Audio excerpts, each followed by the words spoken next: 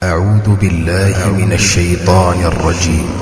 كلا بل تحبون العاجلة وتذرون الآخرة وجوه يومئذ ناظرة إلى ربها ناظرة ووجوه يومئذ باسرة تظن أن يفعل بها فاقرة كلا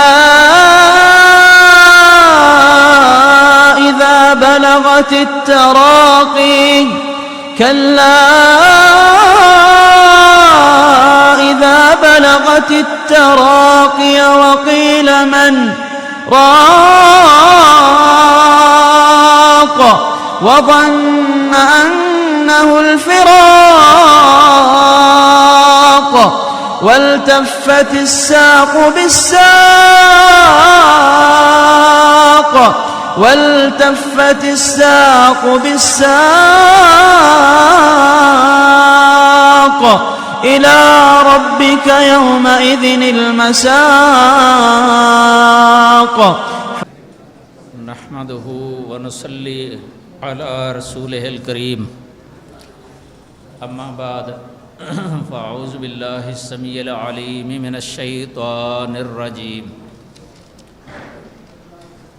بسم الله الرحمن الرحيم.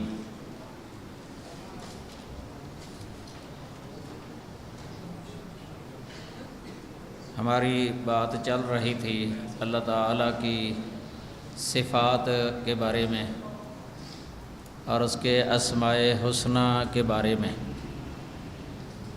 صفات علیٰ اور صفات حسنہ. اللہ تعالیٰ کے اسماء کے معانی کی حقیقت وہ اللہ تعالیٰ کے ساتھ ہی خاص ہے، اور اس کی کیفیت ہمیں معلوم نہیں ہے.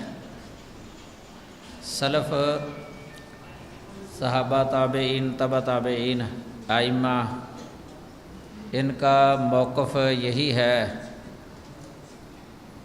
کہ صفت کا معنی ہمیں معلوم ہے، لیکن اس کی کیفیت جو ہے نا وہ ہمیں معلوم نہیں ہے. مثال کے طور پہ اللہ تعالیٰ کی صفت ہے اپنے عرش پر مستوی ہونا. یہ تمام اہل سنت کا موقف ہے. کتاب و سنت کے اندر اس کے دلائل بھی وافر ہیں، حد تواتر کو پہنچی ہوئی ہیں نصوص اس سلسلے میں کہ اللہ وحدہ لا شریک اپنی ساری مخلوق سے عالی اور بلند ہے اور فائق ہے. ساری مخلوق سے اوپر اللہ تعالیٰ کا عرش ہے. عرش بھی مخلوق ہے، عرش اللہ کی صفت نہیں ہے، یہ اللہ کی مخلوق ہے. اور عرش کے اوپر ہے اللہ وحدہ لا شریک، اور وہ عرش کا محتاج نہیں ہے، بلکہ عرش جو ہے نا وہ اللہ کا محتاج ہے. عرش اپنے وجود میں بھی اللہ تعالیٰ کا محتاج ہے، چونکہ وہ مخلوق ہے. ایک درس میں یہ بات ذکر ہوئی تھی کہ مخلوق جو ہے نا اپنے وجود میں بھی اللہ تعالیٰ کی محتاج ہے، ساری مخلوق، اور اپنے بقا میں بھی اللہ تعالیٰ کی محتاج ہے ساری مخلوق. اس میں عرش بھی آ جاتا ہے، تو عرش بھی اپنے وجود اور اپنی بقا میں اللہ تعالیٰ کا محتاج ہے. یہ جو کئی لوگ کہہ دیتے ہیں نا کہ اگر ہم یہ تسلیم کر لیں کہ اللہ تعالیٰ عرش کے اوپر ہے تو اس سے لازم آتا ہے کہ اللہ محتاج ہے۔ نعوذ باللہ، یہ بالکل ہی غلط ہے، بلکہ عرش جو ہے نا وہ محتاج ہے اللہ تعالیٰ کا، چونکہ اللہ تعالیٰ نے عرش کو بھی سنبھالا ہوا ہے۔ عرش جس طرح آسمان اور زمین قائم ہیں اللہ کے اذن سے، ایسے ہی عرش بھی قائم ہے اللہ کے اذن کے ساتھ۔ اللہ نے عرش کو قائم رکھا ہے۔ اللہ وہ محتاج الیہ ہے اور عرش یہ محتاج ہے، یعنی عرش محتاج الی اللہ ہے اور اللہ محتاج نہیں ہے۔ تو اللہ تو صفت اس کی ہے غنی عن العالمین، واللہ غنی عن العالمین، اور اللہ واللہ غنی حمید۔ قرآن مجید کے اندر یہ اللہ تعالیٰ کے اسماء ہیں، الغنی اور الحمید۔ غنی سے مراد یہاں کہ جسے کسی شے کی کسی وقت بھی ذرہ بھی ضرورت نہ ہو، اللہ کو کسی شے کی ضرورت نہیں ہے۔ اللہ کا غنا کامل ہے ہر لحاظ سے۔ عرش کی بھی اللہ کو ضرورت نہیں ہے۔ عرش پر مستوی ہونا، یہ اللہ کا عرش بھی عظمت والا ہے، وہ اللہ کی مخلوق ہے۔ اللہ عرش پر مستوی ہے، اس سے اللہ تعالیٰ کی عظمت اور شان مخلوق کے لیے اجاگر ہوتی ہے، یعنی ظاہر ہوتی ہے۔ اللہ رب العز والجلال، رب العرش، اللہ رب العرش ہے، رب العرش۔ اس سے بھی معلوم ہوتا ہے جس طرح رب العالمین ہے اللہ، تو رب العالمین ہونا خالق کو بھی لازم ہے، خالق العالمین ہونے کو۔ تو رب العرش ہونا یا رب العرش العظیم ہونا، یہ خالق العرش اس کو لازم ہے، خالق العرش ہونے کو لازم ہے۔ تو عرش کا مخلوق ہونا لازم ہے، کیونکہ ایسا وقت بھی تھا کہ جب عرش نہیں تھا، اللہ تعالیٰ نے عرش کو پیدا کیا ہے۔ تو ساری مخلوق جو ہے نا یہ اللہ تعالیٰ کی محتاج ہے۔ انسان بھی اللہ تعالیٰ کے محتاج ہیں۔ اللہ کا غنا کامل ہے اور اس پر عقیدہ رکھنا ضروری ہے، لیکن اس کی ہمیں کیفیت جو ہے نا وہ معلوم نہیں ہے کہ اللہ کیسے ہے، عرش پر کس کیفیت میں ہے، یہ مجہول ہے۔ امام مالک رحمہ اللہ سے کسی نے مجلس کے اندر یہ سوال کیا تھا، علمی مجلس تھی، کہ استوا جو ہے نا یہ تو ہے قرآن مجید کے اندر ہے کہ اللہ عرش پر مستوی ہے۔ سوال یہ کیا سائل نے، کیف الاستوا، یہ مستوی ہونا کیسے ہے، اس کی کیفیت جو ہے نا وہ کیا ہے۔ امام مالک یہ سوال سن کے ہی جو ہے نا غضبناک ہو گئے تھے، چہرہ انہوں نے نیچے کر لیا، سر نیچے کر لیا تھا، کچھ دیر نیچے ہی کیے رکھا، پھر سر اٹھایا، کہا الاستواء معلوم، اللہ کا عرش پر ہونا، مستوی ہونا یہ معلوم ہے۔ معلوم اس لیے کہا تھا چونکہ کتاب و سنت کے اندر دلائل ہیں اس کے۔ ثم استوى علی العرش الرحمن علی العرش استوى، 7 مقامات پر اللہ تعالیٰ نے فرمایا ہے کہ اللہ تعالیٰ عرش پر مستوی ہے۔ اور بھی بہت سارے دلائل ہیں، احادیث حد تواتر کو پہنچی ہوئی ہیں اس بارے میں۔ تو یہ چونکہ ہمیں نصوص سے وحی سے معلوم ہو گیا، بلکہ جتنی بھی کتابیں اللہ تعالیٰ نے نازل کی ہیں نا، آسمانی کتابیں، ہر کتاب کے اندر یہ اللہ تعالیٰ کا عرش کے اوپر ہونا ذکر تھا۔ اس پر اجماع ہے تمام نبیوں کا، کئی کتابوں کے اندر یہ اجماع لکھا ہوا ہے، غنیۃ الطالبین کے اندر بھی ہے یہ۔ اور استوا یہ معلوم ہے ہمیں، آگے انہوں نے کہا والکیف غیر معقول، بعض روایتوں میں ہے والکیف مجہول، کہ کیفیت جو ہے نا وہ نامعلوم ہے، وہ ہماری عقل سے ماوراء ہے، یعنی ہماری عقل میں وہ نہیں آ سکتا تصور کہ کس طرح ہے اللہ تعالیٰ وہاں عرش پر۔ تو پھر آگے انہوں نے کہا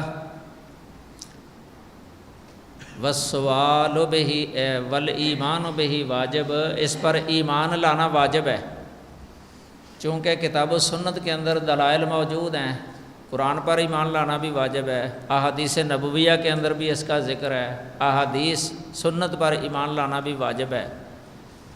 تو آگے کہا والسؤال عنہ بدعہ، اس کے بارے میں سوال کرنا یہ بدعت ہے۔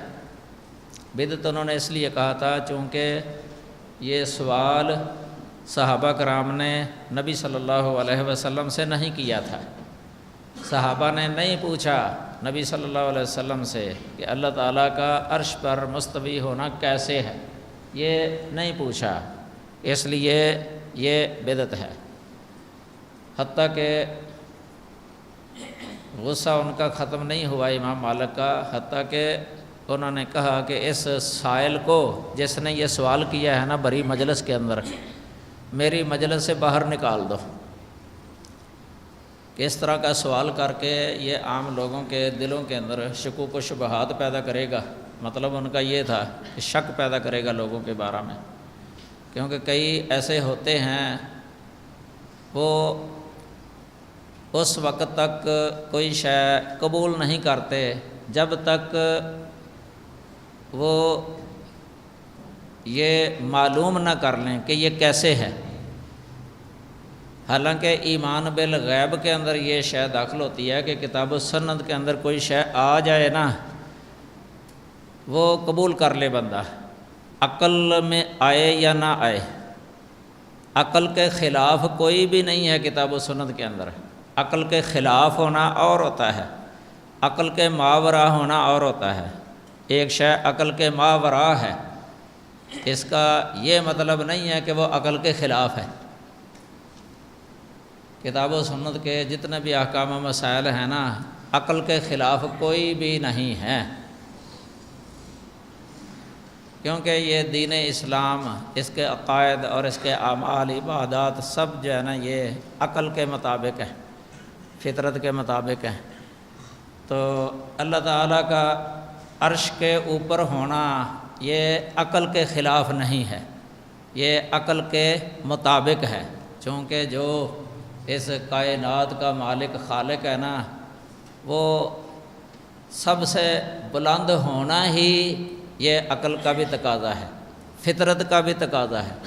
اس لیے جو اس بارے میں دلائل ہیں وہ کتاب اللہ، یہ پہلی دلیل ہے کتاب اللہ، دوسری دلیل ہے سنت رسول، تیسری دلیل ہے اجماع، چوتھی دلیل ہے عقل، اور پانچویں دلیل ہے فطرت۔ پانچوں دلیلیں دلالت کرتی ہیں اس پر کہ اللہ اوپر ہے، سب سے بلند ہے، سب سے بلند، سب سے اوپر ہونے کے باوجود کوئی شے مخفی نہیں ہے، کوئی شے مخفی نہیں ہے، اس کی عظمت اور شان اور جلالت اتنی ہے کہ وہ قرآن سے ثابت ہے، حدیثوں سے بھی، کہ پوری زمین اپنے ہاتھ میں وہ پکڑ لیتا ہے، پکڑ سکتا ہے، ساتوں آسمان اپنے دائیں ہاتھ کے ساتھ وہ پکڑ سکتا ہے۔ والارض جمیعا قبضتہ یوم القیامہ والسماوات مطویات بیمینہ، یہ اس کی عظمت اور شان ہے کہ زمین اس کی مٹھی کے اندر ہوگی قیامت کے دن، اور ساتوں آسمان اس کے دائیں ہاتھ کے اندر جو ہے نا لپٹے ہوئے ہوں گے، ان کو اپنے دائیں ہاتھ میں لپیٹ لے گا، ساتوں آسمانوں کو۔ یہ اس کی عظمت اور شان اور جلالت۔ تو اللہ رب العزت والجلال یہ بے مثل ذات ہے، اس کا عرش کے اوپر ہونا، مستوی ہونا، یہ بے مثل ہے، یہ بے مثل ہے، اور اس کی کیفیت ہمیں معلوم نہیں ہے۔ آپ یاد رکھیں اسماء و صفات کے مسئلے میں نا 4 گروہ ہیں، ایک حق پر ہے، ایک گروہ حق پر ہے، 3 جو ہے نا وہ حق سے منحرف ہو گئے ہیں۔ یہ وسطیت اہل سنہ معروف مسئلہ ہے شرح عقیدہ واسطیہ کے اندر۔ عقیدہ واسطیہ کے اندر یہ بیان کیا گیا ہے، جنہوں نے یہ عقیدے کا متن پڑھا ہے نا وہ جانتے ہیں وسطیت اہل سنہ۔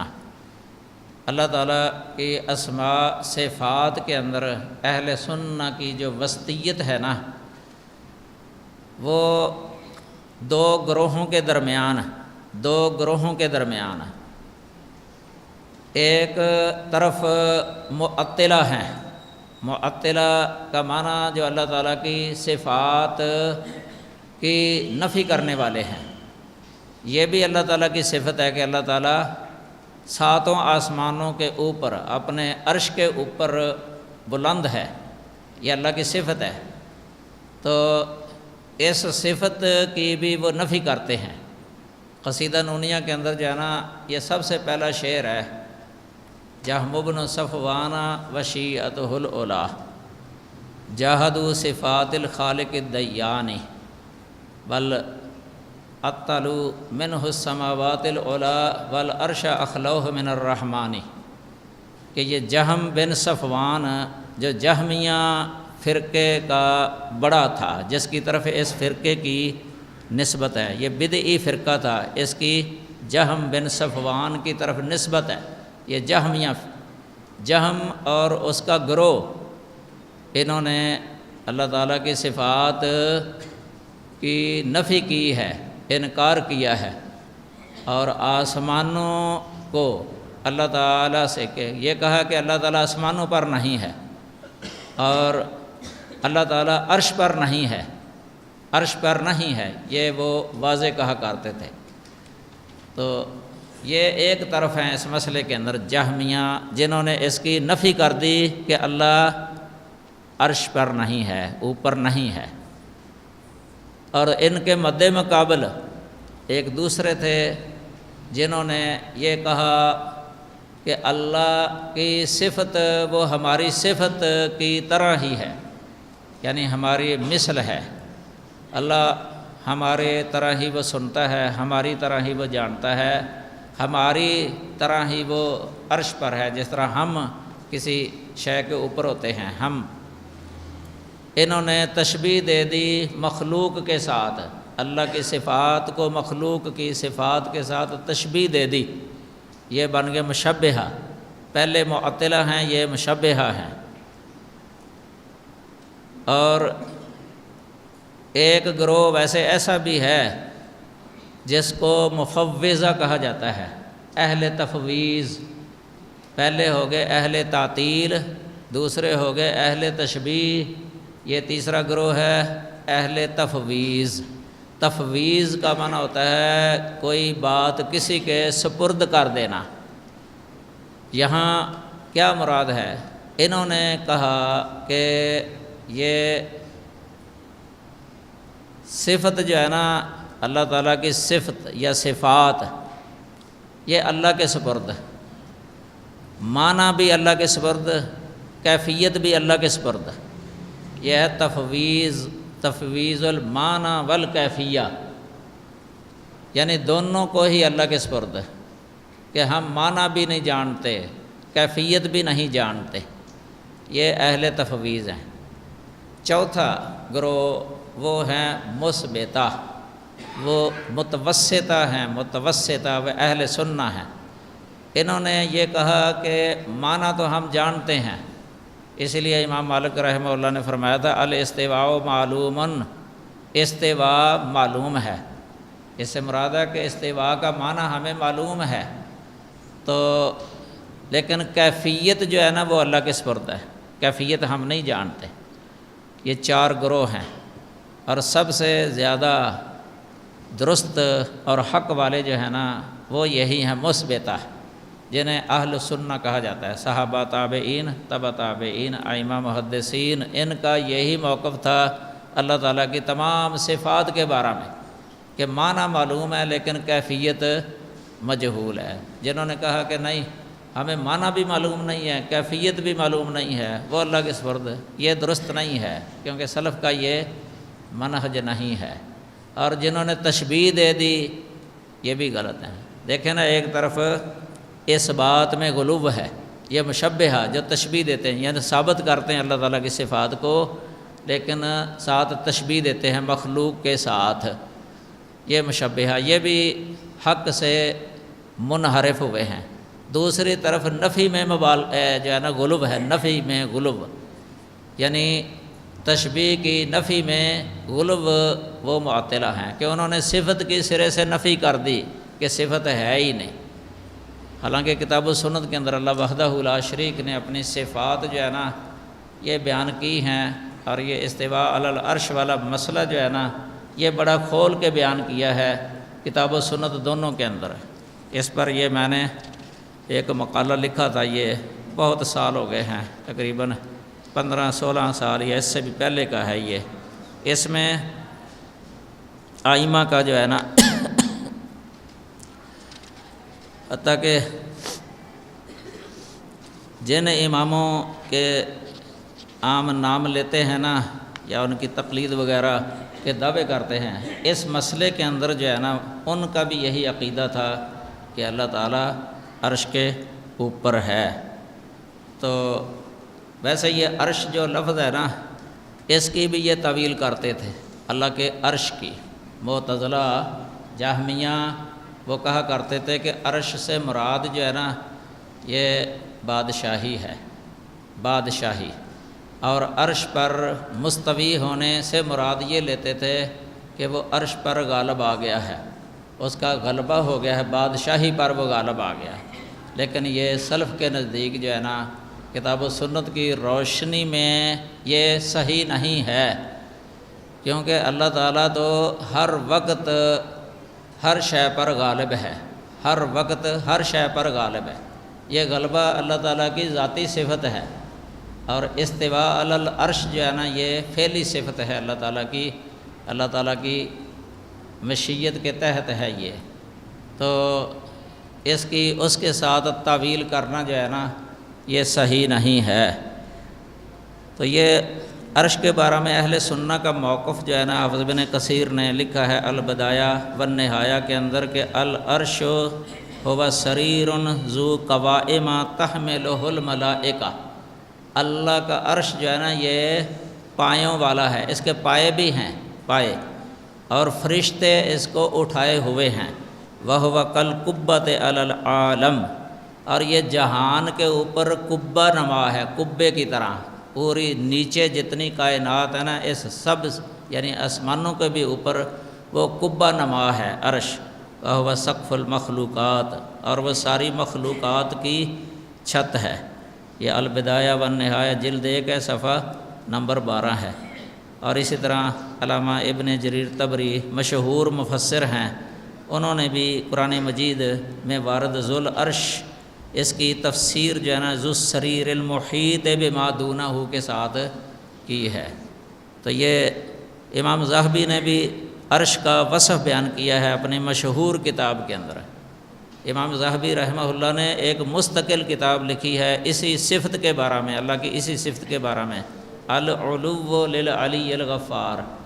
یہ کتاب تحقیق کے ساتھ بھی چھپ گئی ہے، بہت ساری دلیلیں جمع کر دی گئی ہیں اس کتاب کے اندر، اور صحابہ کے، تابعین کے، تبع تابعین کے، اور بعد والے اماموں کے جو قول ہیں اس پر کہ اللہ تعالیٰ عرش پر ہے۔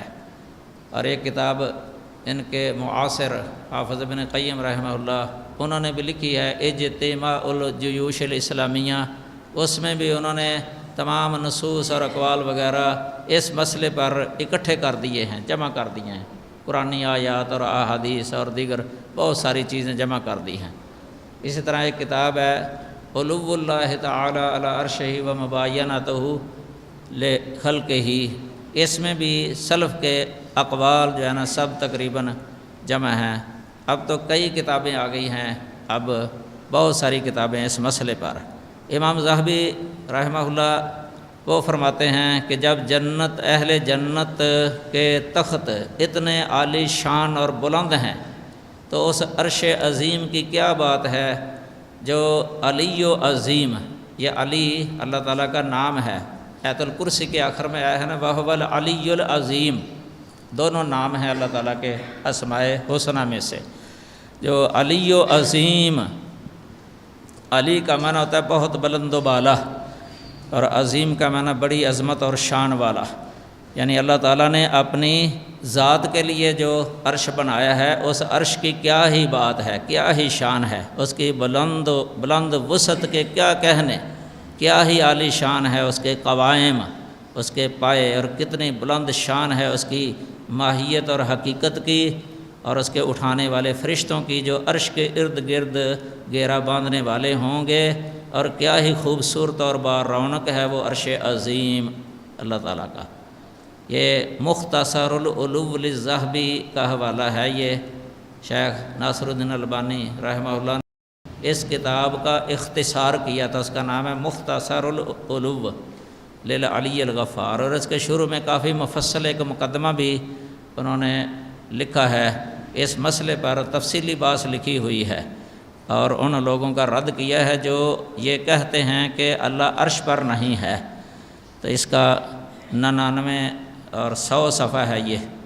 اس طرح اللہ تعالیٰ نے اپنی کرسی کے بارے میں فرمایا ہے واسع کرسیہ السماوات والارض، یہ آیت الکرسی ایک آیت ہے، باقاعدہ مشہور ہے آیت الکرسی کے ساتھ۔ اس میں چونکہ اللہ تعالیٰ کی کرسی کا ذکر ہے، کرسی اس کا معنی ہے کہ کرسی آسمانوں اور زمین کو وسیع ہے، یعنی آسمانوں اور زمین سے بھی بڑی ہے اللہ تعالیٰ کی کرسی، اور حدیث میں ہے کہ اس کی کرسی کے مقابلہ میں آسمان اور زمین ایسے ہیں جیسے جنگل میں ایک حلقہ پڑا ہو، لوہے کا کڑا ہوتا ہے نا چھوٹا سا، یہ جس طرح جنگل میں پڑا ہو تو جنگل جتنا بڑا ہے اس کڑے سے اور یہ جتنا چھوٹا ہے، اس طرح آسمان اور زمین کرسی کے مقابلہ میں اتنے ہی چھوٹے ہیں۔ یہ کرسی ہے اللہ وحدہ لا شریک کی۔ تو عرش عظیم کے مقابلہ میں، عرش عظیم کے مقابلہ میں کرسی بھی ایسے ہی ہے، کرسی ایسے ہی چھوٹی ہے عرش کے مقابلہ میں جیسے آسمان اور زمین کرسی کے مقابلہ میں چھوٹے ہیں۔ تو یہ 100 صفحہ ہے، یہ مختصر العلو امام ذہبی کی۔ تو یہ عرش عظیم جو ہے نا یہ جنت الفردوس کے اوپر ہے، یہ بھی یاد رکھیں، عرش عظیم سے نیچے جنت الفردوس ہے، یہ واضح حدیث کے اندر آیا ہے۔ شرح عقیدہ طحاویہ کے اندر بھی اس کے بارے میں کافی تعارف لکھا ہوا ہے، البدایہ والنہایہ کے اندر بھی اور تفسیروں کے اندر بھی۔ تو عرش کا جو ہے نا تعارف، یہ ایک قبہ نما عظیم تخت ہے، فتح الباری کے اندر بھی ذکر ہے اس کا۔ سورۃ الحاقہ کے اندر اللہ تعالیٰ نے فرمایا ہے قیامت کے دنوں سے 8 فرشتے اٹھائیں گے عرش کو، 8 فرشتے، اور مجموع فتاوی شیخ الاسلام کا 5 نمبر جلد 191 صفحہ میں 151 صفحہ کے اندر جو ہے نا اس کی تفصیل، بلکہ بعض اہل علم نے اس پر مستقل کتابیں لکھی ہیں، کتاب العرش کے نام سے کئی کتابیں جو ہے نا چھپی۔ امام ذہبی رحمہ اللہ کی ایک کتاب اس نام پر بھی ہے، کتاب العرش، اور بعض نے العرشیہ یا الرسالۃ العرشیہ، شیخ الاسلام کی کتاب بھی ہے، اور ابن ابی عثمان بن ابی شیبہ محدث ہوئے ہیں، انہوں نے بھی ایک رسالہ اس مسئلے پر لکھا ہوا ہے۔ کئی کتابیں آج کل آ چکی ہیں جو صرف عرش کے بارے میں ہی ہیں، تفصیلات، احادیث وغیرہ۔ تو یہ اس وقت جو ہے نا یہ مسئلہ، یہ بڑا ایک 2 مسئلے جو ہے نا سب سے بڑے تھے یہ تابعین کے دور میں، جو ایک تو یہ اللہ تعالیٰ کا عرش کے اوپر ہونا، علو صفت اللہ تعالیٰ کی عرش کے اوپر ہونا اللہ تعالیٰ کا، اور دوسرا مسئلہ کلام باری تعالیٰ، یہ بھی صفت ہے اللہ تعالیٰ کی، اللہ کلام کرتا ہے۔ امام بخاری رحمہ اللہ نے کتاب التوحید ہے صحیح بخاری کے اندر، ایک کتاب التوحید قائم کی ہے صحیح بخاری کے اندر، آخری کتاب ہے یہ تقریباً 100 کتابیں ہیں صحیح بخاری کے اندر، 100 کتابوں کی جامع ہے یہ، آخری کتاب کتاب التوحید۔ اس میں ان دونوں مسئلوں کو، ان دونوں صفتوں کو خوب بیان کیا ہے۔ دوسری صفات کی بنسبت ان پر دلائل زیادہ دیے ہیں دونوں پر، چونکہ اس وقت یہ خاص 2 صفتیں جو ہے نا یہ بہت ہی اس پر باس مباحثہ ہوتا تھا۔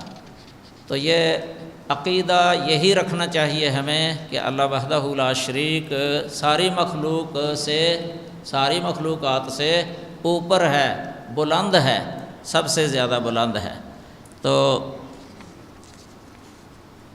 یہ اللہ تعالیٰ کی صفت جو ہے نا علو، یہ علو ذات اور علو صفت، یعنی اللہ تعالیٰ کی ذات بھی سب سے بلند، اللہ تعالیٰ کی صفت بھی سب سے بلند ہے۔ اور یہ دوسرے گروہ جو ہے نا جو اہل سنت سے منحرف تھے، ان کا موقف دوسرا تھا۔ دیکھیں ایک امام ہوئے ہیں ابو الحسن اشعری، یہ مشہور ہیں عقیدے کی کتابوں کے اندر۔ ان پر 3 مرحلے آئے تھے۔ پہلے مرحلے کے اندر یہ معتزلی تھے، ابو الحسن اشعری معتزلی، 40 سال اسی طرح ہی رہے ہیں اعتزال پر ہی۔ ان کے استاد ابو علی جبائی تھے، وہ بھی معتزلہ کے بہت بڑے امام تھے۔ بعد میں انہوں نے غور فکر کیا تو اعتزال والا طریقہ چھوڑ کے یہ کلابیہ ایک فرقہ تھا، اس میں داخل ہو گئے۔ کلابیہ عبداللہ بن سعید ابن کلاب کا طریقہ تھا، 7 صفتوں کو وہ مانتے تھے، 7 صفتوں کو، باقی صفات کی وہ طویل کرتے تھے، اور معتزلہ جو ہے نا تمام صفات کی طویل کرتے تھے۔ تو یہ کلابی بن گئے۔ پھر ایک مرحلہ اور آیا، مزید غور و فکر کیا، کتاب و سنت کے دلائل وغیرہ پڑھے، پھر وہ طریقہ بھی چھوڑ کے جو ہے نا وہ اہل سنت والا جو طریقہ ہے نا، اللہ تعالیٰ کی صفات کو ماننا، اللہ تعالیٰ کو عرش پر ماننا، یہ انہوں نے تسلیم کر لیا۔ اس وقت اہل سنت کو بہت خوشی ہوئی تھی ان کی توبہ اور ان کے اعلان کی وجہ سے، بڑے خوش ہو گئے تھے اہل سنت اس وقت۔ انہوں نے اس کے بعد پھر کتابیں لکھی تھیں، الابانہ عن اصول الدیانہ یہ کتاب لکھی، اور مقالات الاسلامیین لکھی۔ اس کتاب کے اندر ان لوگوں کا خوب رد کیا جو اللہ تعالیٰ کی صفات کا انکار کیا کرتے تھے، اللہ کی صفتوں کا۔ چنانچہ ان کی عبارت ہے ان کی کتاب کے اندر کہ زعمت المعتزلۃ والحروریۃ والجہمیۃ ان اللہ تعالی فی کل مکان، یہ تھا ان گمراہ لوگوں کا عقیدہ۔ کہتے ہیں کہ ان معتزلہ، حروریہ اور جہمیہ نے دعویٰ کیا ہے کہ اللہ تعالیٰ ہر جگہ میں ہے، بے ذات ہی اللہ ہر جگہ میں ہے، اور پھر ان پر اعتراض کیا ہے۔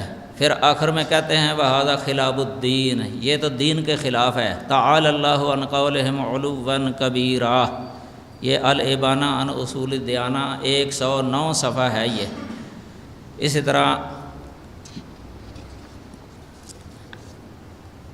شیخ عبد القادر جیلانی رحمہ اللہ، انہوں نے 72 فرقوں کا ذکر کیا ہے اپنی کتاب غنیۃ الطالبین کے اندر۔ 72 فرقے جو نبی کریم صلی اللہ علیہ وسلم نے فرمایا تھا نا کہ میری امت 73 فرقوں میں بٹ جائے گی، ایک فرقہ جو ہے نا وہ جنت کے اندر داخل ہوگا، تو وہ ناجیہ فرقہ، نجات پانے والا۔ تو 72 فرقوں کا انہوں نے ذکر کیا۔ اس فرقے کے اندر جو ہے نا آخری جو فرقہ ہے نا، آخری فرقہ، اس کا نام انہوں نے سالمیہ ذکر کیا ہے، سالمیہ۔ اور سالمیہ فرقے کا عقیدہ لکھا ہے غنیۃ الطالبین کے اندر۔ کہتے ہیں کہ ان کا دعویٰ یہ بھی ہے کہ اللہ تعالیٰ عرش و غیر عرش ہر جگہ موجود ہے، ہر جگہ پر موجود ہے۔ پھر فرماتے ہیں کہ قرآن مجید ان کی تردید کرتا ہے، کیونکہ اللہ تعالیٰ نے اپنے بارہ میں اپنے عرش پر مستوی ہونے کا ذکر فرمایا ہے، نہ کہ زمین پر، یعنی اللہ زمین پر مستوی نہیں ہے، نہ پہاڑوں پر، نہ حاملہ عورتوں کے پیٹوں وغیرہ پر۔ یہ غنیۃ الطالبین 228 صفحہ ہے، اس میں واضح انہوں نے یہ لکھا ہے۔ پھر کہتے ہیں کہ معتزلہ کے تمام فرقے، معتزلہ کے تمام فرقے حوزلیہ، نظامیہ، معمریہ، جبائیہ، تابیہ، بہشمیہ اللہ تعالیٰ کی صفات کا انکار کرتے ہیں. جو صفتیں قرآن و حدیث سے ثابت ہیں ان کو بھی نہیں مانتے. مثلا اللہ تعالیٰ کا عرش پر مستوی ہونا، یہ اس کو نہیں مانتے. یہ غنیہ کا ترجمہ ہے، صفحہ نمبر ہے 224، جو عام مترجم چھپی ہوئی ہے نا، شیخ مبشر حسین لاہوری والا ترجمہ. تو اس میں ایک اور بھی ہے شمس صدیقی بریلوی کا ترجمہ، اس میں بھی یہ ہے 211 صفحہ. تو یہ آگے پھر کہتے ہیں کہ ان کا نظریہ یہ ہے کہ اللہ عرش پر مستوی نہیں ہے. یعنی ان سب فرقوں کا نظریہ یہ ہے کہ اللہ تعالیٰ عرش پر مستوی نہیں ہے. پھر آگے کہتے ہیں کہ ان لوگوں کے قول جو ہے نا مسلمانوں کے اقوال سے الگ تھلگ ہو گئے ہیں، مسلمانوں کے قول سے. یہ 223 صفحہ ہے یہ. تو پھر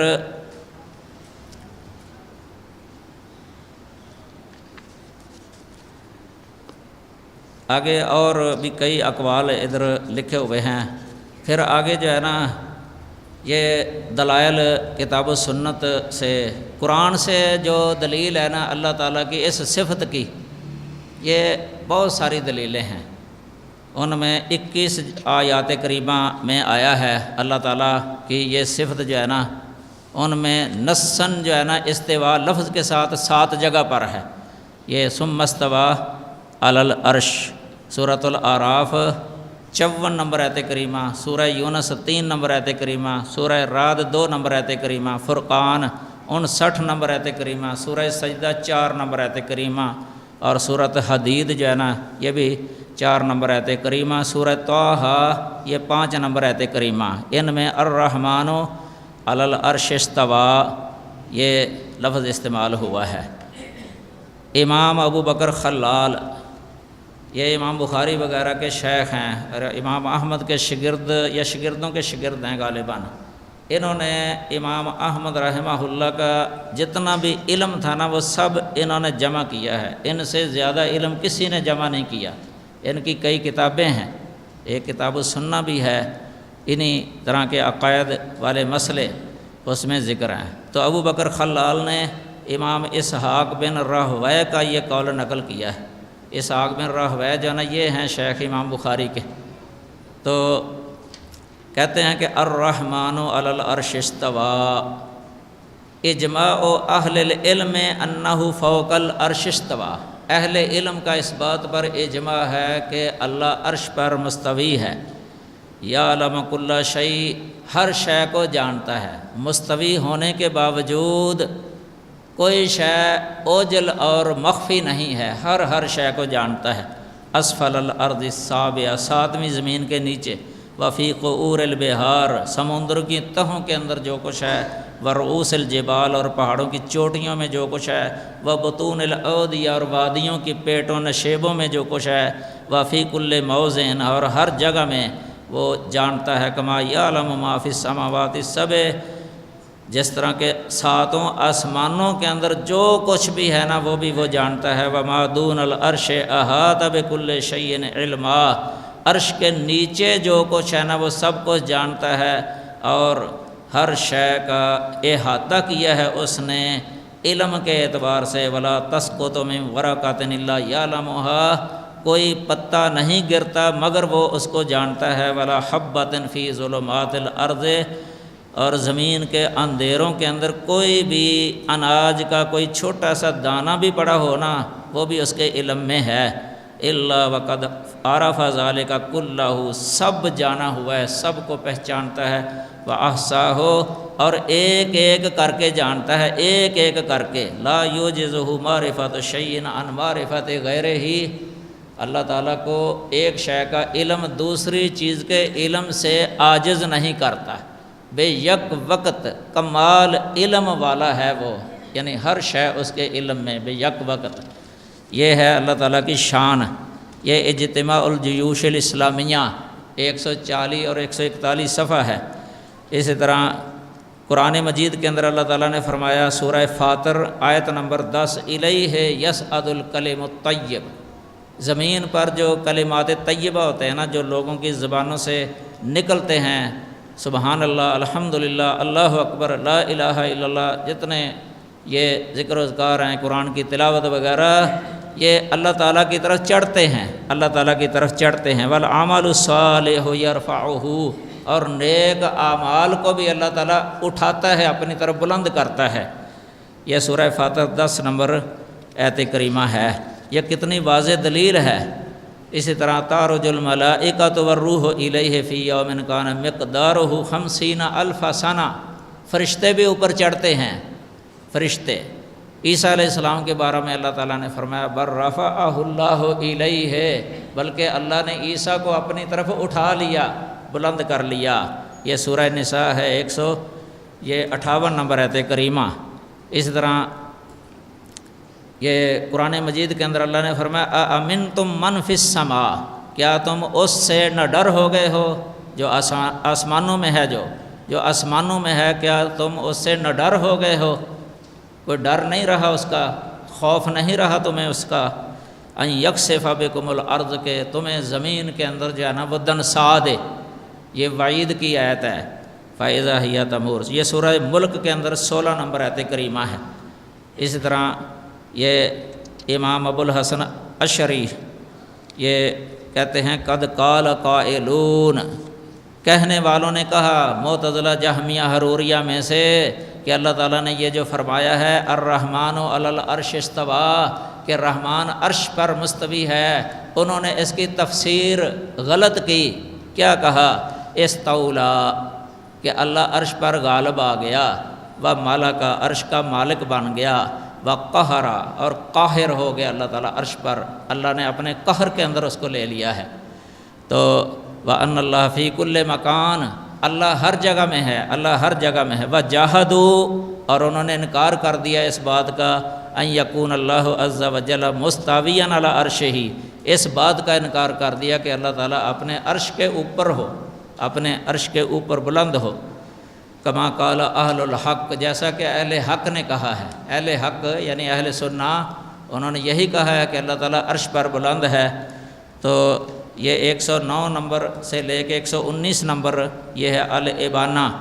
اسی طرح 113 نمبر صفحے کے اندر بھی انہوں نے یہ بیان کیا ہے۔ آگے دوسری ان کی جو کتاب ہے نا مقالات الاسلامیین، یہ جلد 1 ہے، صفحہ نمبر 237۔ یہ کتابیں چھپی ہوئی ہیں، عام مل جاتی ہیں، بلکہ اس کا اردو میں ترجمہ بھی ہے، دونوں کا ترجمہ مل جاتا ہے۔ کہتے ہیں کہ معتزلہ نے اللہ تعالیٰ کے قول الرحمن علی العرش استویٰ کے بارے میں فرمایا ہے استولا، کہ اللہ غالب آ گیا، عرش پر غالب آ گیا۔ تو پھر ان کے ایک بڑے کا بات رئیس جو تھا نا اس فرقے کا، جہمیہ کا جو بڑا تھا، جہم بن صفوان، جس کی طرف یہ فرقہ منسوب ہے، اس کا قول نقل کیا ہے، کہتا تھا لوددت ان احک من المصحف قولہ تعالی ثم استوى علی العرش، یعنی میری تمنا اور آرزو ہے کہ میں اللہ تعالیٰ کا یہ فرمان قرآن سے کھرچ دوں، اپنے ناخن کے ساتھ کھرچ دوں، نکال دوں۔ یعنی اس کو برا سمجھتا تھا کہ یہ کیوں آ گیا ہے قرآن مجید کے اندر کہ اللہ تعالیٰ عرش کے اوپر ہے، کہ اس کو میں اپنے ناخن سے کھرچ دوں، اس کی اس نے تمنا کی تھی، آرزو کی۔ یہ تو شرح عقیدہ طحاویہ کے اندر ہے، 146 صفحہ اس کا۔ تو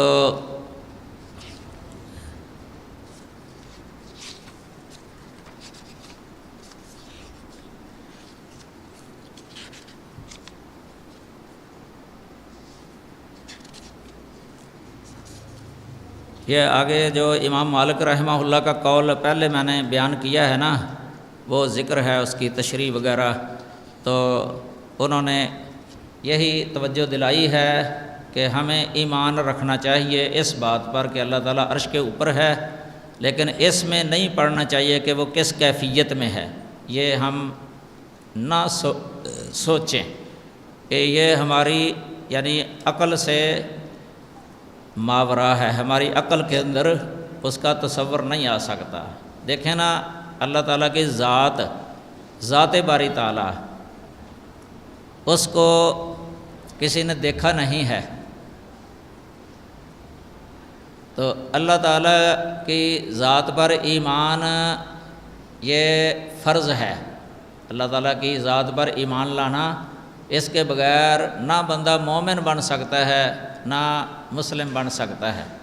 ایمان لانا ضروری ہے، لیکن ذات کی جس طرح ہم کیفیت نہیں جانتے، اہل سنہ نے ان لوگوں کا اس طریقے سے بھی رد کیا ہے جو کہتے تھے نا اللہ کی صفت کی نفی، یعنی جو کرتے تھے، تو ان پر رد اس طریقے سے بھی کیا ہے کہ تم نفی اس لیے کرتے ہو کہ اگر مان لیں تو تشبیہ لازم آ جائے گی مخلوق کے ساتھ، تو پھر اللہ تعالیٰ کی ذات کو تو تم مانتے ہو، حالانکہ مخلوق کی بھی ذات ہوتی ہے، ادھر تم نہیں کہتے کہ ہم اللہ کی ذات کو بھی نہیں مانتے کیونکہ مخلوق کے ساتھ تشبیہ لازم آتی ہے، حالانکہ ادھر تم بغیر تشبیہ کے اللہ تعالیٰ کی ذات کو مان لیتے ہو، تسلیم کرتے ہو۔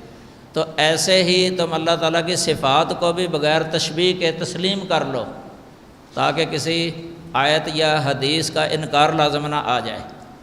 اسی سے ایک قاعدہ ہے سلف کا، القول فی الصفات کالقول فی الذات، یعنی صفات کے بارے میں جو بات ہے نا وہ اسی طرح ہی ہے جس طرح ذات کے بارے میں ہے، جس طرح ہم ذات کو تسلیم کرتے ہیں تشبیہ کے بغیر، ایسے ہی ہمیں لازم ہے کہ ہم صفات کو بھی تسلیم کریں تشبیہ کے بغیر، یعنی مخلوق کے ساتھ ہم تشبیہ نہ دیں اللہ تعالیٰ کی کسی بھی صفت کو۔ یہ معتزلہ ذات کو مانتے تھے، یہ جہمیہ وغیرہ، لیکن اسماء اور صفات کی نفی کرتے تھے۔ شرح عقیدہ واسطیہ کے اندر لکھا ہوا ہے کہ جہمیہ جو ہے نا انہوں نے اسماء صفات دونوں کی نفی کی، معتزلہ صفات کی نفی کرتے تھے، ذات کی نفی نہیں کرتے تھے۔ وہ یہ کہہ دیتے تھے القدیر بلا قدرہ، العلیم بلا علم، السمیع بلا سمع، البصیر بلا بصر، اس طرح لفظ بول دیتے تھے وہ۔ تو جہمیہ کہتے تھے بس وہ ذات ہے، مجرد ذات ہے، بس ذات ہے۔ تو یہ دونوں ہی جو ہے نا ضلالت کے اندر مبتلا ہوئے ہیں، کتاب و سنت سے منحرف ہوئے ہیں، ہٹ گئے ہیں۔ سلف کا یہ ہے کہ اللہ تعالیٰ کی صفات بھی ہیں، قرآن اور حدیث سے ثابت ہے۔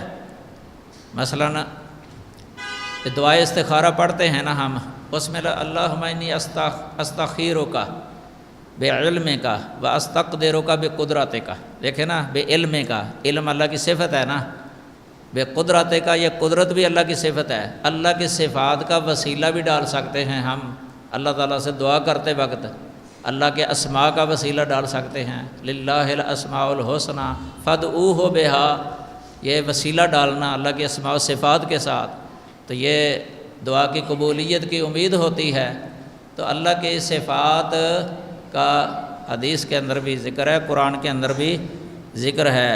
تو امام مالک رحمہ اللہ نے یہ فرمایا تھا کہ کیفیت جو ہے نا وہ ہماری عقل میں آنے والی نہیں ہے، اور استوا جو ہے نا یہ معلوم ہے، اور اس پر ایمان لانا واجب ہے، اور اس کے بارے میں سوال کرنا بدعت ہے۔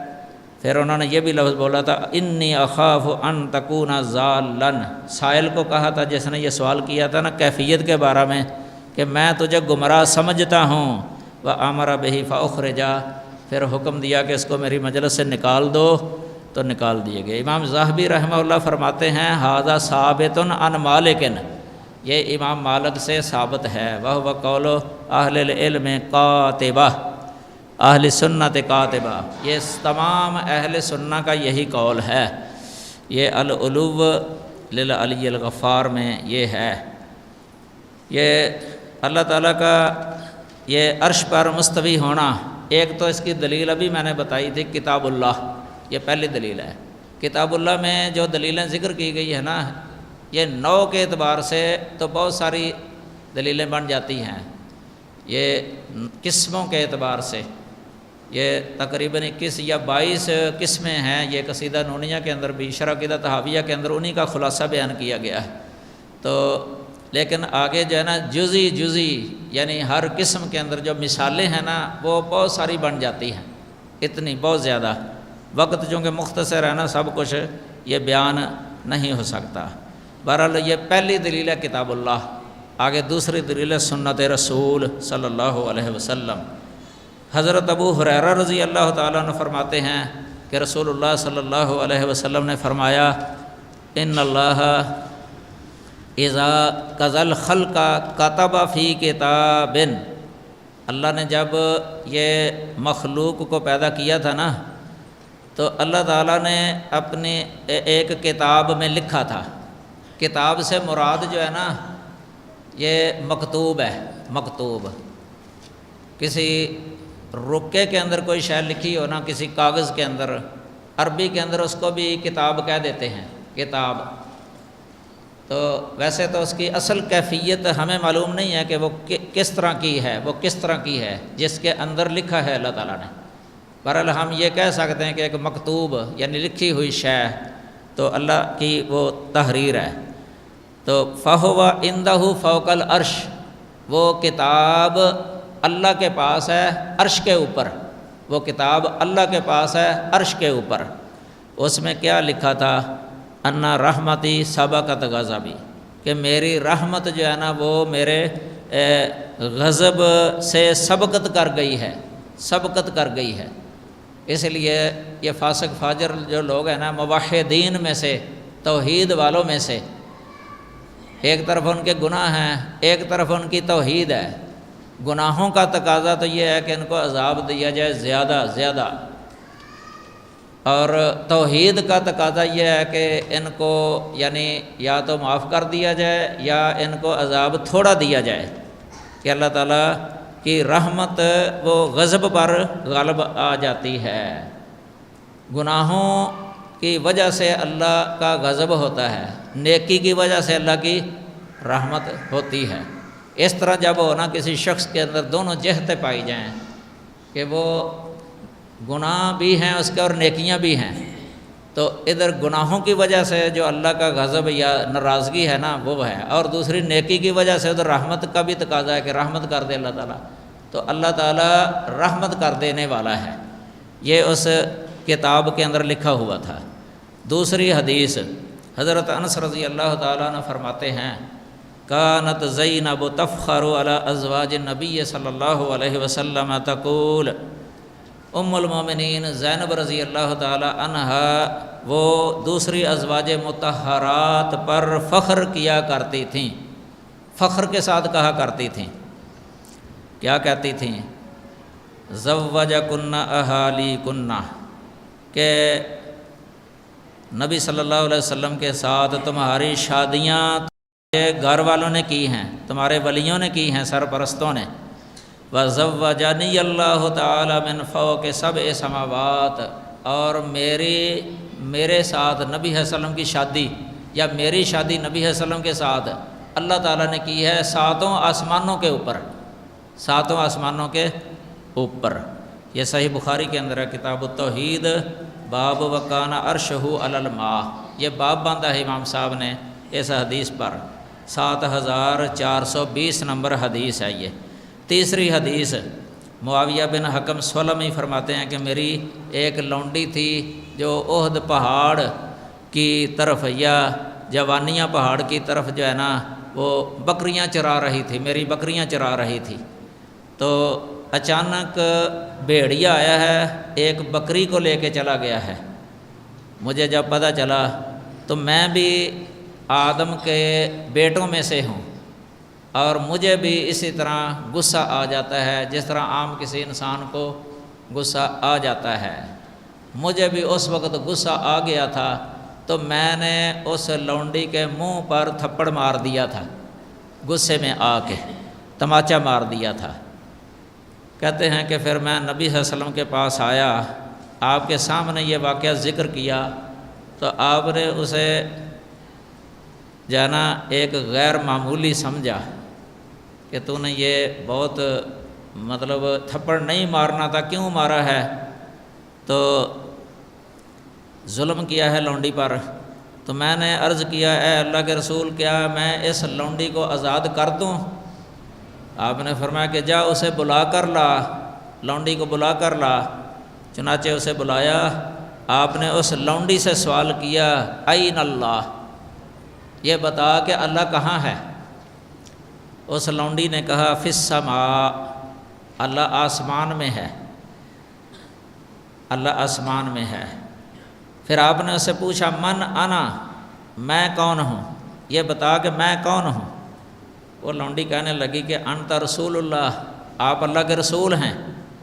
آپ صلی اللہ علیہ وسلم نے فرمایا آتکھا، تو اس لونڈی کو آزاد کر دے، فإنہا مومنہ، یہ فاتح للیا ہے کیونکہ یہ مومن ہے، ایمان والی ہے۔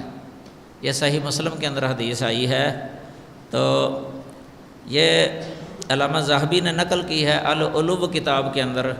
اس کے بعد وہ کہتے ہیں ھکذا رأینا کل من یسأل این اللہ، ہم نے دیکھا ہر وہ جس سے پوچھا جاتا ہے کہ اللہ کہاں ہے، کیا جواب دیتا ہے جب اس سے پوچھا جاتا ہے کہ اللہ کہاں ہے؟ یبادرو بفطرتہ ویقول فی السماء، یعنی اپنی فطرت کے ساتھ ہی وہ جلدی جواب دیتا ہے کہ اللہ آسمان میں ہے۔ آج بھی ہم کسی ان پڑھ سے بھی پوچھ لینا، عام عوام سے کہ اللہ کدھر ہے، وہ یہی کہتے ہیں کہ اوپر ہے اللہ تعالیٰ۔ کسی بچے سے آپ پوچھ کے دیکھ لیں، بچہ بھی یہی بتائے گا کہ اللہ اوپر ہے۔ چھوٹے بچے بھی کئی دفعہ کہہ دیتے ہیں، 2.5-3 سال کے، کئی دفعہ تجربہ کر کے دیکھا ہم نے۔ جب پوچھا جاتا ہے نا اللہ کدھر ہے، یا تو اوپر کو چہرہ کرتے ہیں یا انگلی کرتے ہیں اوپر، ہاتھ۔ تو یہ امام ذہبی بھی فرما رہے ہیں۔ تو یہ اس حدیث سے یہ 2 مسئلے ثابت ہوتے ہیں۔ مثلاً کوئی مسلمان اللہ تعالیٰ کے بارے میں یہ سوال کر سکتا ہے کہ این اللہ، اللہ کہاں ہے۔ دوسرا مسئلہ یہ ثابت ہوتا ہے کہ جس سے سوال کیا جا رہا ہو وہ جواب دے کہ ہوا فی السماء۔ لیکن یہ گمراہ فرقے جو تھے نا، جہمیہ، معتزلہ وغیرہ، جن کا پہلے آپ سن چکے ہیں، ان سے جب پوچھا، وہ اولاً تو یہ جائز ہی نہیں سمجھتے۔ وہ کہتے ہیں کہ یہ اللہ کے بارے میں سوال جائز ہی نہیں ہے کہ اللہ کہاں ہے۔ تو لیکن اگر کوئی سوال کرتا بھی نہ تو اس کا جواب الٹ دیتے تھے، ادھر ہے فی السماء، وہ کہتے ہیں فی کل مکان، کہ اللہ ہر جگہ میں ہے، اللہ ہر جگہ میں، وہ یہ کہتے ہیں۔ یہ جہمیہ کا عقیدہ تھا، گمراہ فرقوں کا، یہ جواب دینا کہ اللہ ہر جگہ میں ہے۔ وہ اس لیے دیتے تھے چونکہ وہ اللہ کو اوپر نہیں سمجھتے تھے۔ اللہ کی صفت ہے بلندی، سب سے بالا تر، سب سے بلند، اس صفت کی وہ نفی کیا کرتے تھے کہ اللہ وہ ہر جگہ میں ہے۔ یہ اتنا اضطراب ہے ان کے قولوں کے اندر۔ کوئی تو یہ کہہ دیتا ہے نہ اوپر ہے، نہ نیچے ہے، نہ دائیں ہے، نہ بائیں، نہ سامنے، نہ پیچھے۔ کئی اس طرح کرتے ہیں اللہ تعالیٰ، کئی یہ کہہ دیتے ہیں کہ وہ ہر جگہ میں ہی ہے۔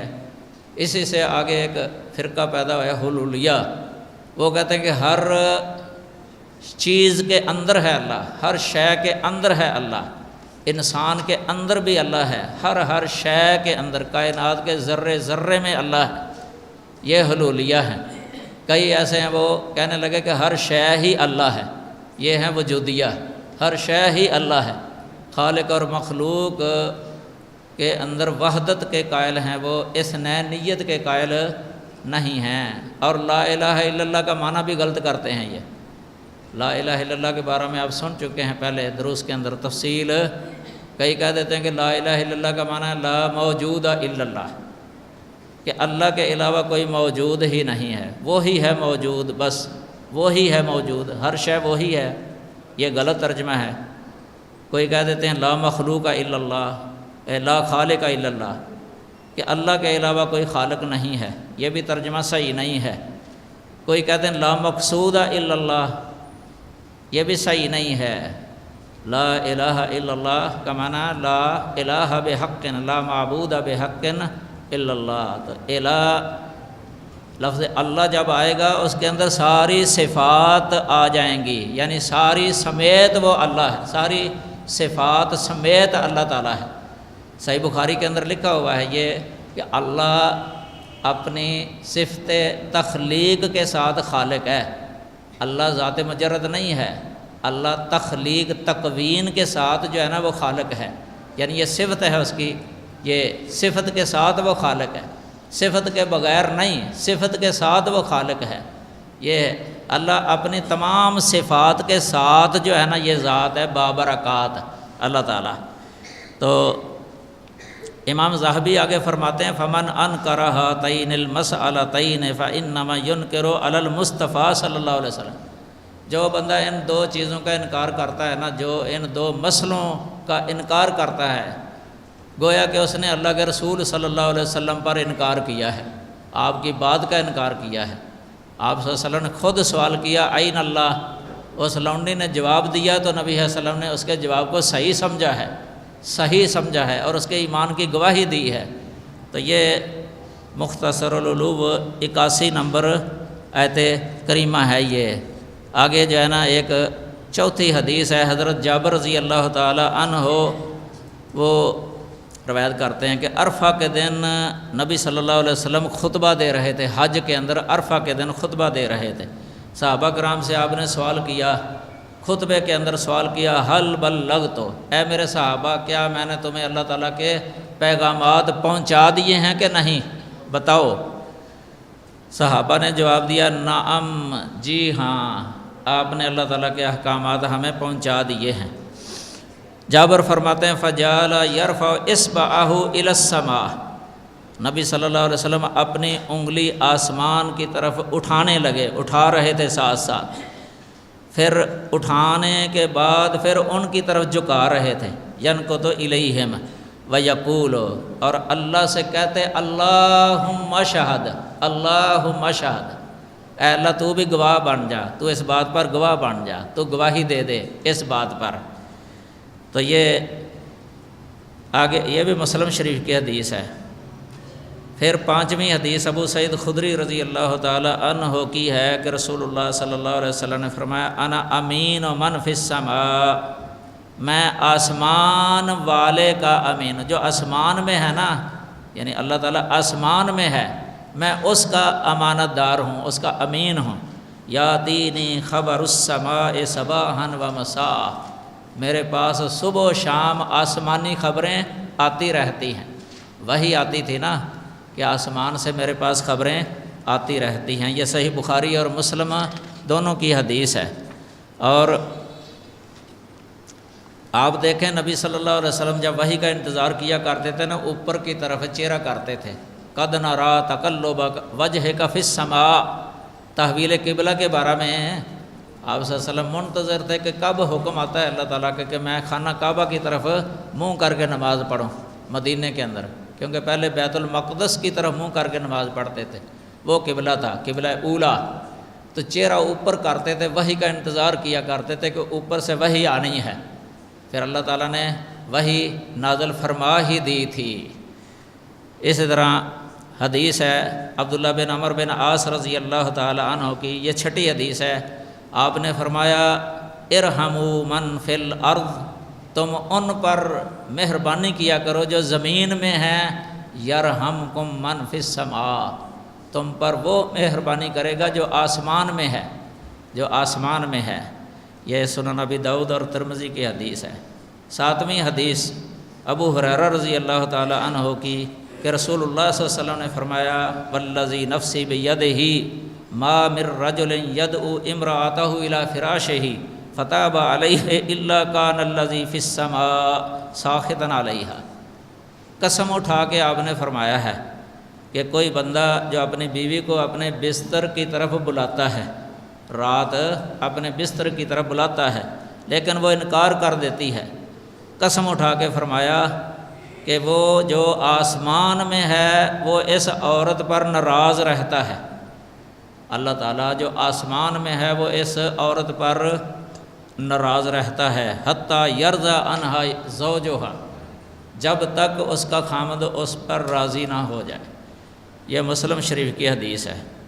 8ویں حدیث سعد بن ابی وقاص رضی اللہ تعالی عنہ کے بارے میں رسول اللہ صلی اللہ علیہ وسلم نے فرمایا تھا لقد حکمت فیہم بحکم الملک من فوق 7 سماوات، یہ نسائی کی حدیث ہے لیکن اس کا اصل بخاری کے اندر ہے، نسائی کے لفظ ہیں یہ کہ اے سعد تو نے یقیناً ان بنی قریظہ کے یہودیوں کے بارے میں وہی فیصلہ کیا ہے جو فیصلہ 7 آسمانوں کے اوپر بڑے بادشاہ نے کیا ہے۔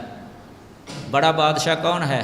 اللہ، کہ 7 آسمانوں کے اوپر اس کا بھی یہی فیصلہ تھا ان بنو قریظہ کے یہودیوں کے بارے میں کہ ان کے مقاتلین کو قتل کیا جائے، ان کے جنگجوؤں کو قتل کیا جائے، اور ان کے بچے اور بچیوں کو، نابالغوں کو اپنا غلام لونڈیاں بنایا جائے۔ یہ تفصیل موجود ہے، ساری الرحیق المختوم پڑھ کے دیکھ لیں، یہ صحیح بخاری کے اندر بھی ہے یہ بنو قریظہ کا ذکر۔ یہ صحیح بخاری کے اندر جو ہے نا 4121 نمبر یہ حدیث ہے، لیکن اس میں لفظ جو ہے نا تھوڑے سے جو ہے نا مختلف ہیں، اس سے منافی نہیں ہے۔ تو 9ویں حدیث ہے، عبداللہ بن عباس رضی اللہ تعالیٰ عنہ فرماتے ہیں قیامت کے دن مقتول اپنے قاتل کو سر سے پکڑ کے اللہ تعالیٰ کے دربار میں لے آئے گا، اور اس کی رگوں سے خون بہہ رہا ہوگا، مقتول کی رگوں سے خون اس وقت بھی بہہ رہا ہوگا۔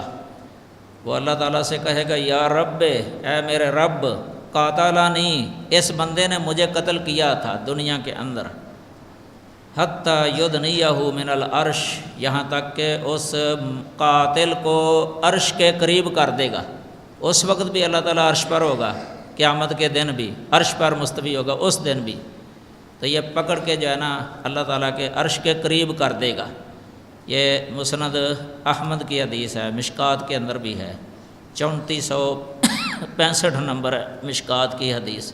یہ 9 حدیثیں، اس کے علاوہ اور بہت ساری حدیثیں ہیں، سینکڑوں حدیثیں ہیں جن میں واضح ہے کہ اللہ تعالیٰ عرش پر ہے۔ اس طرح اس پر تمام اہل علم کا، جو اہل سنہ ہیں، کتاب و سنت سے محبت کرنے والے اور ان کو حجت سمجھنے والے، ان سب کا اجماع بھی ہے۔ یہ بھی میں نے بتایا بھی تھا، شیخ عبد القادر جیلانی وغیرہ نے، ان میں علامہ ابن رشد بھی ہیں جو بدایت المجتہد، جن کی کتاب ادھر درس نظامی میں پڑھائی جاتی ہے، انہوں نے بھی، اس طرح علامہ ابن قیم، ان سب نے، یہ حافظ ابن عبد البر وغیرہ، یہ اجماع نقل کیا ہے سب اہل علم کا کہ یہ اللہ تعالیٰ عرش کے اوپر ہے، اور پہلے انبیاء اور رسل کا بھی اجماع ہے، اور وہ کہتے ہیں کہ یہ ایک پکی دلیل ہے۔ یہ بنیاد الطالبین 225 صفحے کے اندر جو ہے نا یہ ذکر ہے، اور یہ 2 دلیلیں ہو گئی ہیں، ایک کتاب اللہ، دوسری سنت رسول، بلکہ اجماع ساتھ۔ ایک یہ فطرت بھی دلیل ہے، فطرت، یہ فطرت جو ہے نا یہ وہی جو ابھی بیان کیا گیا تھا کہ جب عام بندے سے آپ پوچھتے ہیں کہ اللہ کہاں ہے، تو وہ اپنی فطرت کے ساتھ کہتا ہے کہ اللہ اوپر ہے۔ یہ بھی دیکھیں جب دعا کرتے ہیں نا ہم ہاتھ اٹھا کے اوپر، اس وقت ایک دل کی توجہ ہوتی ہے، کدھر وہ توجہ ہوتی ہے، کدھر ہوتی ہے وہ توجہ، اوپر کی طرف توجہ جاتی ہے۔ ایک عامی بندہ جو علم کلام نہیں پڑھا، منطق نہیں پڑھا، فلسفہ نہیں پڑھا، اس سے بھی آپ پوچھ لیں دعا کرنے کے وقت توجہ کدھر جاتی ہے۔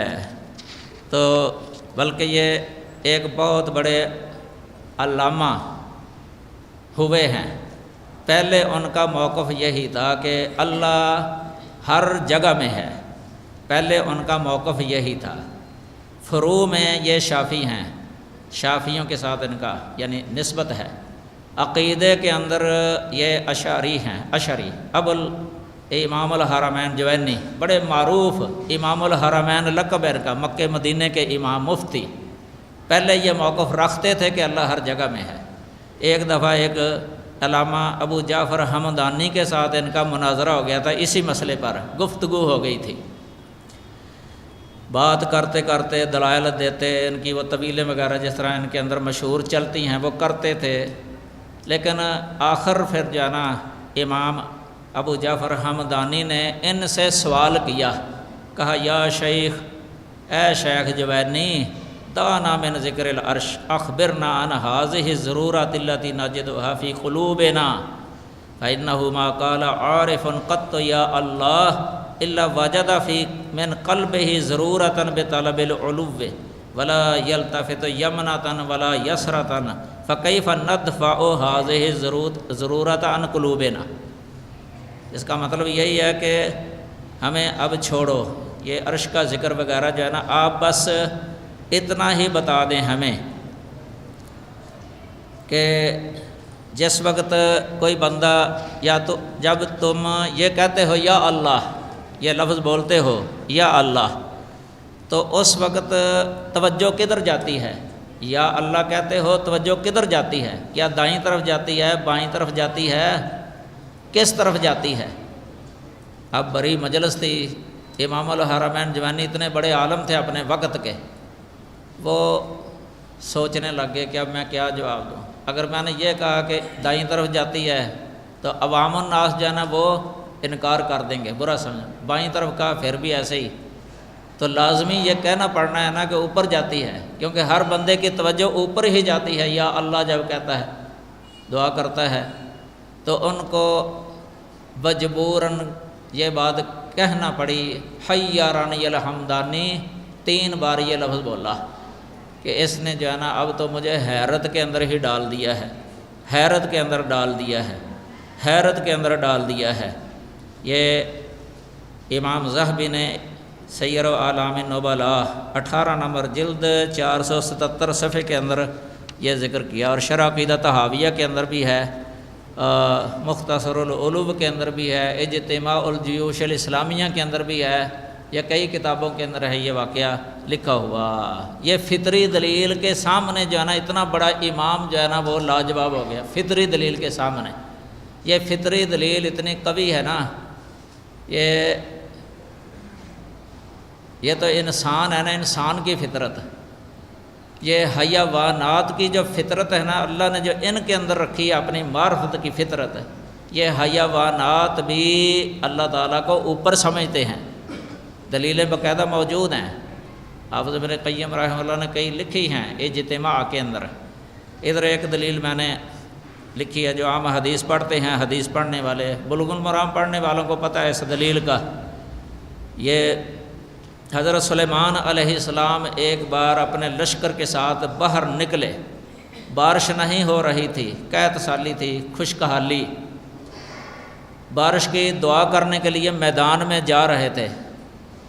راستے میں ایک نملہ دیکھی، نملہ چونٹے کو کہتے ہیں، چونٹا۔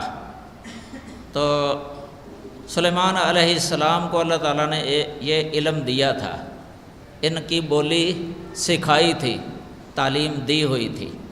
انہوں نے دیکھا کہ یہ چونٹا چت لیٹا ہوا ہے، حدیث میں لفظ ہے رافعۃ قوائمہا الی السماء، اپنے ہاتھ ٹانگیں جو ہے نا آسمان کی طرف اٹھائے ہوئے تھا۔ سلیمان علیہ السلام نے جب اسے دیکھا اور وہ جو اللہ سے دعا کر رہا تھا نا ہاتھ اٹھا کے آسمان کی طرف، سلیمان علیہ السلام نے وہ سن لیے، اللہ نے سنا دیے نا۔ کیا کہہ رہا تھا؟ اللہم انا خلق من خلقک لیس بنا غنی عن سقیاک، کہ یا اللہ ہم بھی تیری مخلوق ہیں، تیری مخلوقات میں سے ایک مخلوق ہیں، ہمیں بھی بارش کی ضرورت ہے، تیرے بارش کے بغیر ہمارے لیے کوئی چارہ نہیں ہے، ہم محتاج ہیں، لہذا تو ہمیں بارش دے دے، پانی پلا دے ہمیں، فسقنا۔ تو سلیمان علیہ السلام نے اس وقت یہ کہا تھا، بلوغ المرام میں جو حدیث ہے نا اس میں ارجعوا فقد سقیتم بدعوت غیرکم، کہ واپس آ جاؤ، واپس آ جاؤ، تم اب پانی پلا دیے گئے ہو اپنے غیر کی دعا کی وجہ سے، یعنی وہ مخلوق ہے تمہارے علاوہ ہے، یعنی وہ مخلوق، اس کی دعا اللہ نے قبول کر لی ہے، اس کی دعا کی وجہ سے تمہیں بھی بارش مل جائے گی، آ جاؤ اب واپس۔ یہ مستدرک حاکم کی روایت ہے، پہلی جلد ہے 325 صفحہ، اور سنن دارقطنی کے اندر بھی ہے، اور طحاوی کے اندر بھی ہے، مسند احمد کے اندر بھی ہے یہ حدیث۔ تو یہ کتنی واضح دلیل ہے۔ اس چیونٹا نملہ جس کو کہتے ہیں نا، کئی اس کا معنی ویسے چیونٹی کرتے ہیں، یہ چیونٹی کو تو عربی میں ذرہ کہتے ہیں، نملہ کو یہ نملہ چیونٹے کو کہتے ہیں، جس کی ٹانگیں کچھ لمبی ہوتی ہیں نا، جو کلیجی سے رنگ کا ہوتا ہے، بڑی تیزی سے دوڑتا ہے، یہ ہے نملہ۔ تو وہ دعا کر رہا تھا۔ تو اس میں یہ فطری جو ہے نا، یہ جاہلی دور کے اندر بھی جو پرانے تھے، حالانکہ مشرک تھے، غیر مسلم تھے، ان کا بھی عقیدہ تھا کہ اللہ جو ہے نا اوپر ہے۔ ان کے شعروں کے اندر یہ چیز ذکر ہے، اشعار کے اندر کئی اشعار ہیں، سبع ملکہ کے اندر، ان میں بھی اللہ تعالیٰ کے اوپر ہونے کا جو ہے نا انہوں نے ذکر کیا ہے۔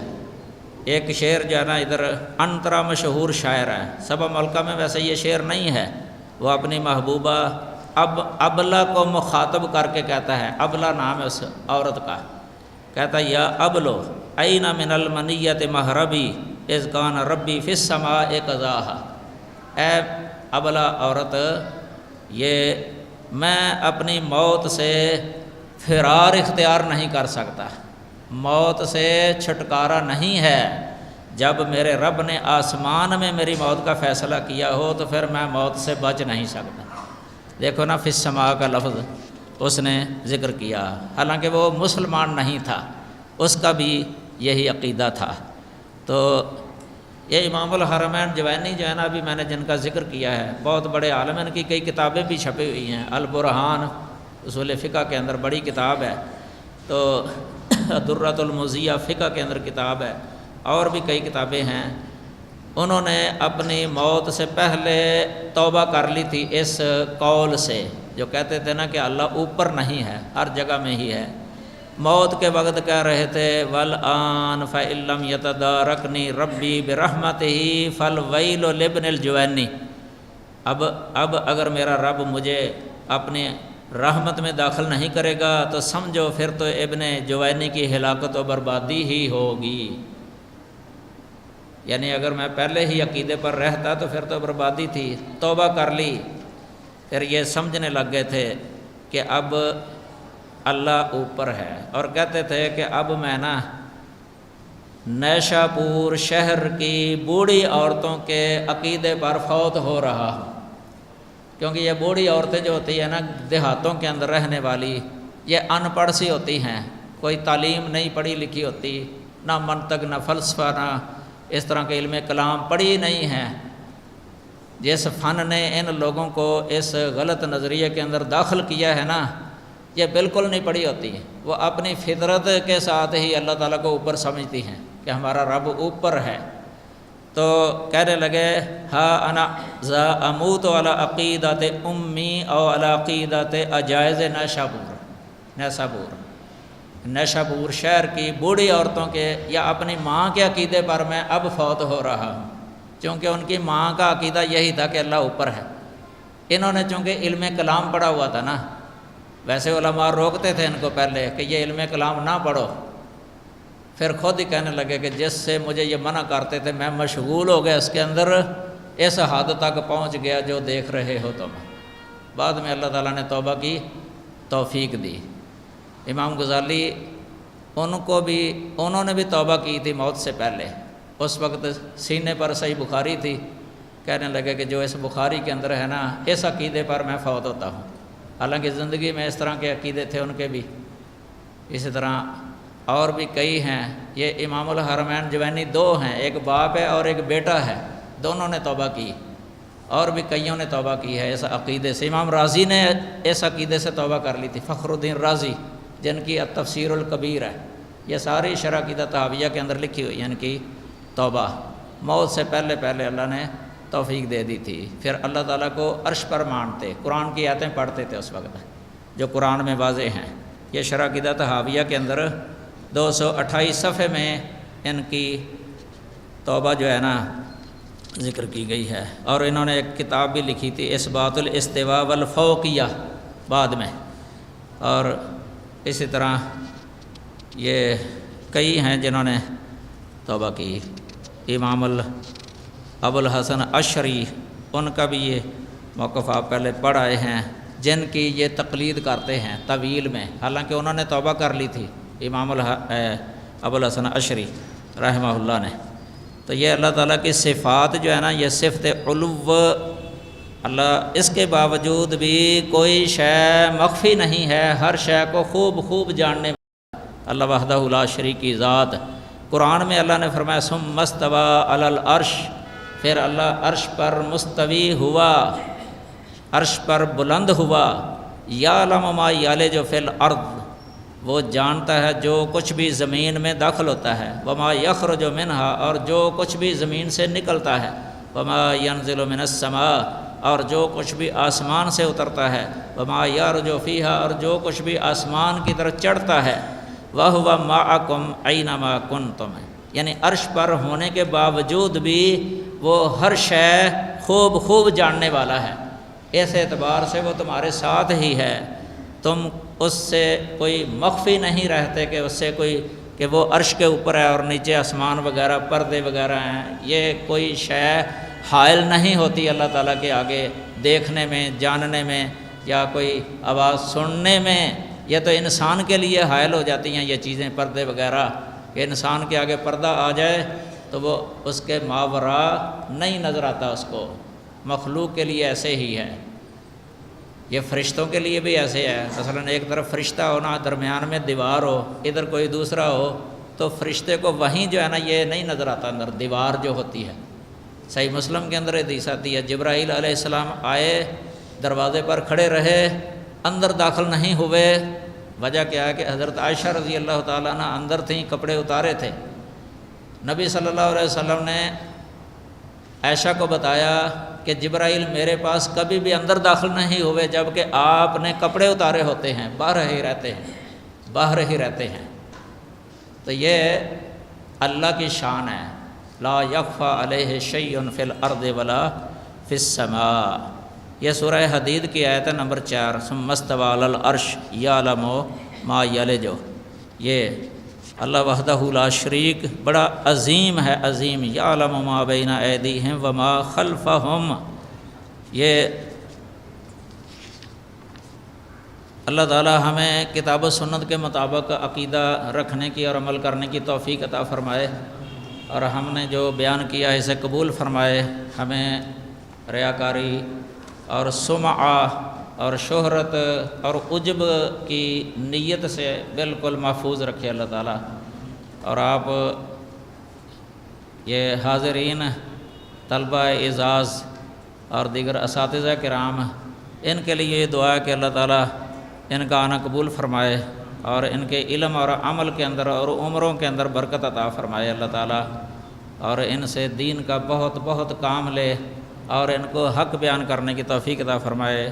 جو صحیح عقیدہ ہے، عقیدہ توحید، اللہ تعالیٰ کی عظمت اور شان اور جلالت، یہ بیان کریں ہم، تاکہ لوگوں کے دلوں کے اندر اللہ کی شان اور عظمت جو ہے نا وہ بیٹھے اور اللہ کی طرف دل مائل ہو جائیں، اللہ کے ساتھ تعلق قائم ہو جائے۔ آج کل بہت سارے لوگ ہیں جنہوں نے اپنے تعلقات مخلوق کے ساتھ جو ہے نا وہ جوڑے ہوئے ہیں، اللہ کی طرف تعلق نہیں ہوتا۔ کوئی کافی مصیبت پہنچی ہو پھر بھی ان کا دھیان دوسروں کی طرف ہی ہوتا ہے کہ وہاں سے شفا ملنی ہے، اللہ سے دعا نہیں کرتے، نا امید۔ کئی ہم نے ایسے سنے ہیں، کہتے ہیں اللہ کے پاس کیا ہے، اللہ تو سنتا ہی نہیں ہے، جو ملتا ہے ادھر سے ہی ملتا ہے۔ یہ آپ ذہن میں رکھیں۔ ادھر دیکھیں ایک حوالہ میں، حوالے تو کافی ہیں لیکن امام خواجہ غلام فرید صاحب جو ہے نا یہ بڑے مشہور ہیں ہمارے پنجاب کے اندر، انڈیا کے اندر، بلکہ بر صغیر کے اندر۔ ان کا قول سنا کے میں درس ختم کرتا ہوں۔ 328 صفحے کے اندر جو ہے نا ادھر میں نے درج کیا تھا۔ یہ بہت غور سے سننے والا ہے یہ قول۔